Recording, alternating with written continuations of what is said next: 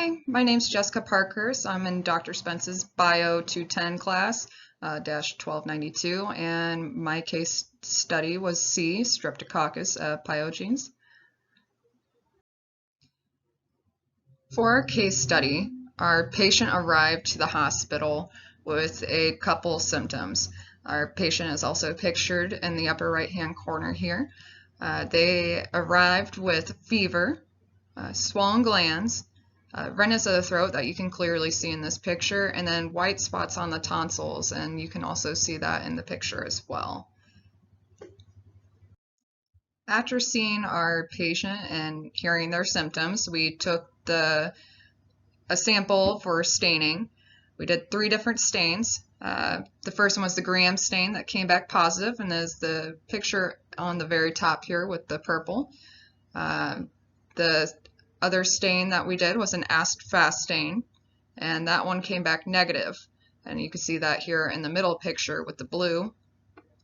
And then the spore stain was the last stain as well. It also came back negative, and you can see that clearly in the bottom picture with the red, and you can't see any spores. After we did our stains, we were able to see the morphology and cellular arrangement of our specimen. The morphology was coccus, it's spheres and chains, and you could clearly see that in the gram stain that we took that came back positive in the purple. And then with it being in the chains, it was the Streptococcus for the cellular arrangement as well. So with all that information that we gathered, we diagnosed our patient with Streptococcus pyogenes. And then a typical treatment for this is amoxicillin, which is a very common antibiotic. So this pathogen actually enters through the respiratory tract, and you get it from pathogens that are suspended in the respiratory droplets that are very easy to inhale.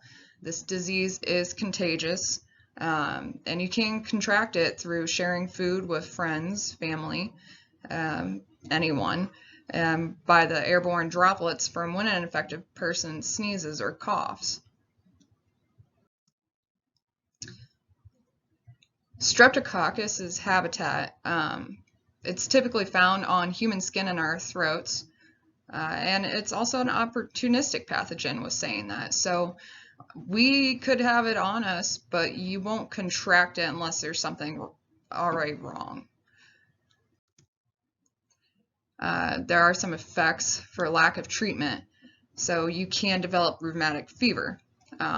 Scarlet fever and strep throat can cause rheumatic fever, and it'll occur 1 to 5 weeks later after getting strep throat or scarlet fever. And rheumatic fever causes inflammation of the blood vessels, joints, and heart. This is caused because our immune system is overly responding to it.